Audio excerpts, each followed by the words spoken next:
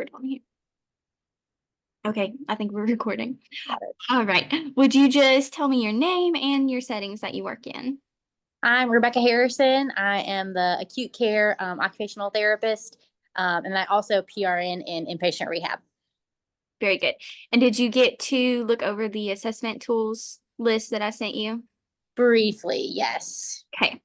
If you would just look over those and let me know if you use any of those in acute care or IPR. Okay, let me pull them back up real quick. Mhm. Where's the questions? Where's the other attachment? I know you sent me both attachments. Sorry. You're good. It like won't open the other one when I'm on the laptop, not my desktop. You want me to try to resend it? No, there it goes. Okay. Okay. I in acute care use the Boston Ampac. I use that all the time. I also use I think I saw a BIMS on here earlier. I use that in acute care fairly often. I definitely use the Mocha from time to time. Those are the main ones that I use in acute care. And then when I'm working in inpatient rehab, I use the FEM. And I also use the Mocha in inpatient rehab. I'll do an informal clock draw. And that is the majority of the ones that I use. I have used a Slums. I have used a Mini Mental before. But I prefer the Mocha for cognitive assessments or the BIMS for cognitive assessments. Those are the two that I use most of the time. Oh, and I use the 9-hole peg test every now and then too. Okay. So what's the deciding factor of when you're going to use any of those assessments? Well, I know it depends on the assessment, but sure. In acute care, we use the Ampac every day on eval and on treatment because it gives a disability score at the end. So it's a really good way to be able to track someone's disability score on eval and as they progress through. So we'll even use that to write goals sometimes to make them, you want to go from, say, an Ampac 6, which is like complete dependent, even to self-feeding, that you can write it up to an Ampac 24, which is complete independence for all ADLs. So I really like it. It's an easy way for my doctors and my other clinicians to see someone's daily progress. So we use that every day. I use a BIMS usually as an initial cognitive assessment, and depending on how because that's really short, it's quick, it's easy. It's like 6 or 7 questions. I have it memorized, so I don't have to carry anything around with me. yeah. And depending on how they score on that, I might give them a day or two and then bring a Mocha back in. I usually only do a Mocha when we are looking at someone's capacity. And if we are having to potentially look at taking someone's capacity, but generally I don't do a Mocha otherwise, just because it's a little more involved in an acute care. Mhm. It takes a full acute care treatment session to run through a Mocha when I typically have more important things, and I'm not more important, but I can better use my time otherwise. Mhm. Okay, gotcha. I'm not very familiar with the BIMS. It's the brief something, mental status. Okay. Brief interview of mental Oh, okay. status. Yeah. So it's basically you run through your orientation questions, assuming they get all of those correctly, then you advance on to a memory section. So you give them blue sock in bed. You say, hey, repeat those back to me.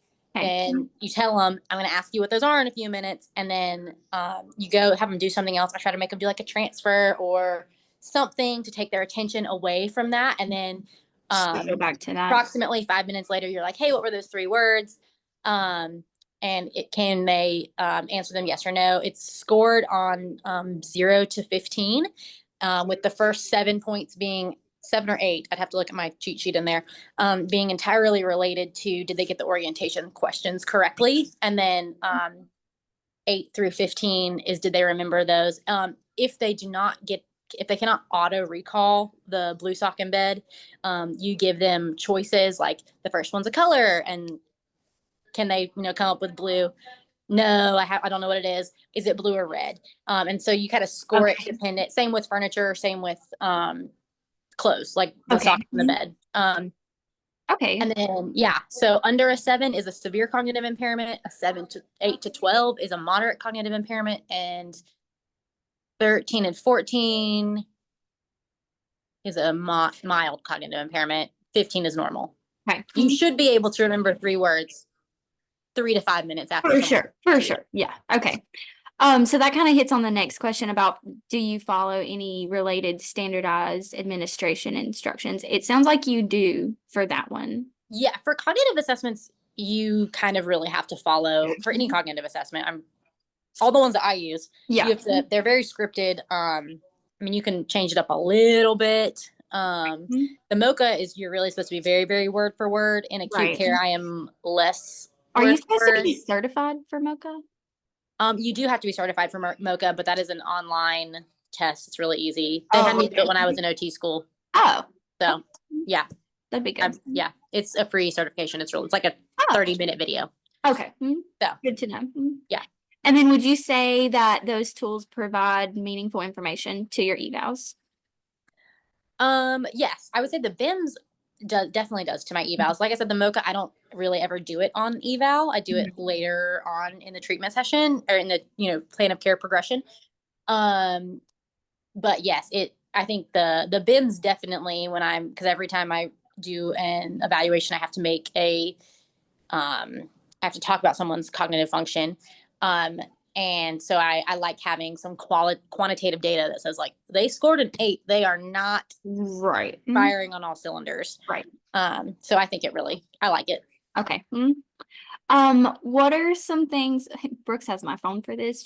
We're just gonna breeze by that. Hey, Brooks. Say hi. What are some things that can go wrong when you're administering the test?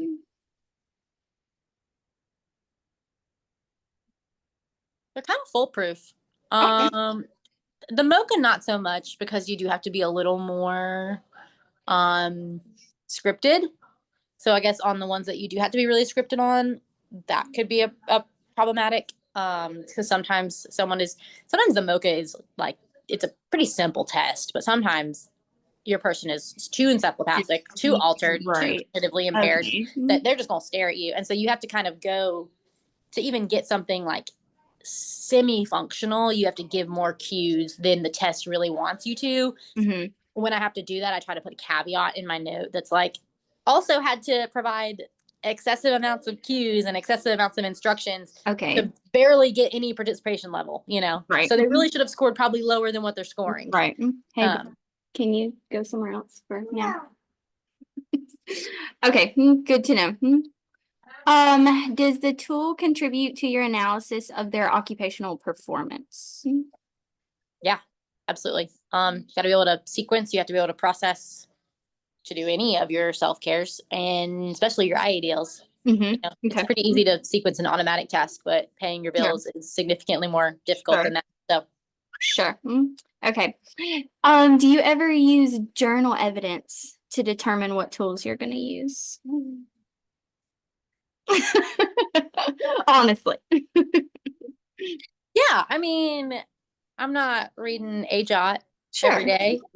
Yeah. I go to conferences, I learn things. Yeah. Yeah, I mean, I would say all the tools that I use are very well documented, that they're evidence-based. I am not necessarily like, up and coming on all the newest assessments that are out there, but well, and you've also been doing this for a while. Yeah, I mean, I'm not super new at it. But I would say all the tools that I use are very well documented, that they're very, very reliable sources. Okay. And I think you get into this habit of using the tools you use, and Yeah. I probably could do some more research and find some more. In acute care, that's hard because we're very limited on what we take into the room with us. It's way better if I can have a test memorized than it is if I have to, pull out all this stuff to do it. So It's true. Okay. Are there any tools, assessment tools that you can think of that you use that weren't on the list?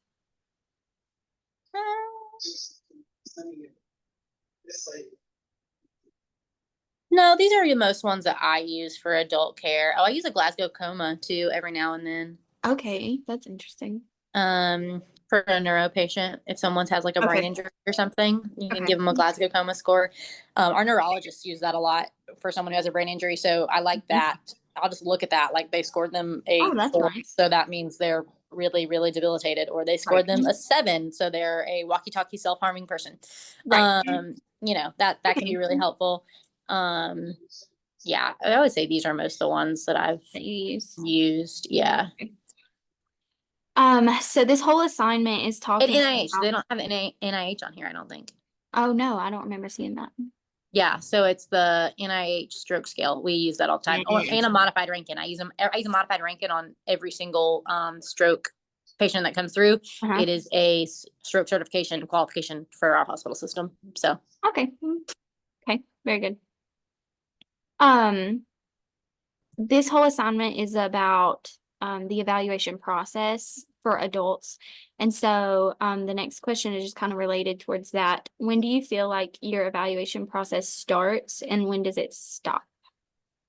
I would say I try to talk to the nurse before I go into the room. Mhm. I would say I start there. I mean, I guess you could say it starts on chart review. Like I have a kind of an idea of what I'm walking into, but I would say your true evaluation starts when you start talking to the nurse. Mhm. I sometimes will be, if my nurse tells me like this person is completely not oriented to anything, not following commands, I'm probably not going to roll in there and ask a bunch of home setup questions, right? So the way you frame your evaluation is going to change based on what your nurse tells you a lot. Also, what is in the chart. So I guess you could say it starts on chart review. Mhm. Should have a decent idea of what you're walking into from chart Okay. review. Yeah. Okay. And And what? it stops when I'm signing my note because sometimes I don't make decisions about my goals and things like that and Okay. where we're actually headed until I've sat down and written my note. Okay. What do you feel like are the most significant elements of the eval process? I mean, you got to get your previous level, right? That's what you're trying to Mhm. get back to always. So getting a solid interview in with either the patient or the family, depending on who's there and their, awareness level, what they can physically do. And so like, did you get them up? Did you do anything with them? Can they do it themselves? Were they total dependent for everything? And then also what is your goals? What is the patient's goal? What do they want to get back to? What do they need to, I work in a hospital, so what do they need to get back to safely leave the hospital at whatever level they're headed to, whether that be home, SNF, IPR, home health, whatever, Okay. Okay. Good to know. And last question, do you have any recommendations for me that I can incorporate into my studies to prepare for my entry level practice? In regards to just the evaluation process, any of the assessment tools? I mean, I think it's good to have a handful of assessments that you feel really comfortable using. I think Mhm. you'll develop those on fieldwork Mhm. wherever you go. That's where I got comfortable Okay. using those standardized assessments, especially the MOCA. I used that a lot when I was a fieldwork student. Okay.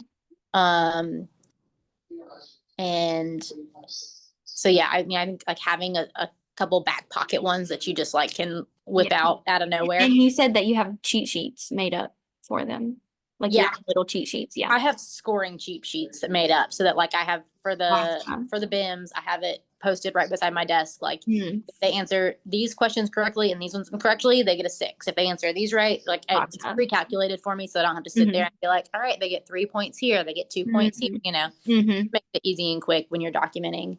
Um, yeah, that's Okay. what I would do.